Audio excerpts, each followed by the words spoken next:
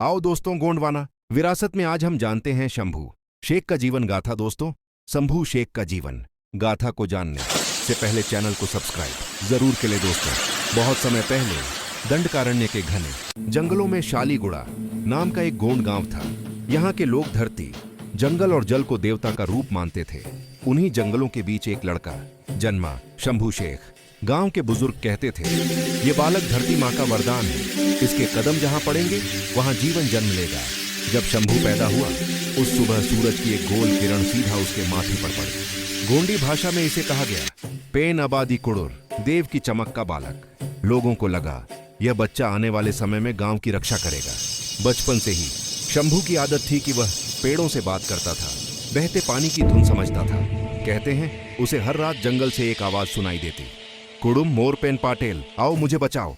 बेटा, मैं तुम्हारा जंगल पिता हूं, मुझे बचाओ। धीरे धीरे शंभू को समझ आया कि जंगल संकट में है। लकड़ियों का गलत कटान, नदियों में गंदगी और पहाड़ियों का क्षय। एक वर्ष भारी सूखा पड़ा, मड़ावी नदी सूख गई, कोटेश्वर तालाब में केवल कीचड़ बचा। गांव का अनाज खत्म होने लगा, लोग बेघर होने की बात करने लगे। गोंडी पुजारी सरपेन माड़ी ने कहा, पेन देव नाराज है, जब तक कोई वनपुत्र जंगल को पुनः जीवन नहीं देगा, पानी नहीं लौटेगा। सभी की निगाहें शंभू की ओर गईं। शंभू ने धरती माँ के सामने प्रण लिया, जब तक नदी फिर न बहे, मैं बालाघाट के पहाड़ों से लौटूंगा नहीं। वह अकेला पहाड़ी जंगलों की ओर चला गया। कई दिन उसने केवल फल, जड़ें और जंगल का पानी पीकर गुजारे।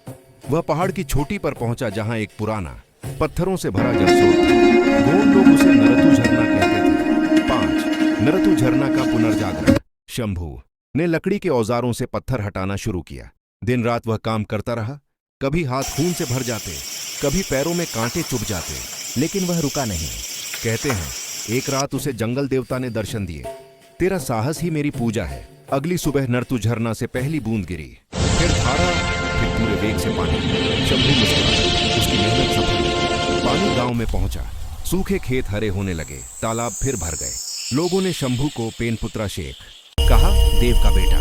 गोंडी परंपरा के अनुसार गांव में ढोल निशान बजाए गए और शंभू के सम्मान में गोंडी गाथा गाई गई। सूखे से जीत के बाद शंभू ने पूरा जीवन जंगल की रक्षा में लगा दिया। अवैध कटाई रोकी, नए पौधे लगाए, बच्चों को जंगल ज्ञान सिखाया, जंगल और मनुष्य के संतुलन की शिक्षा दी।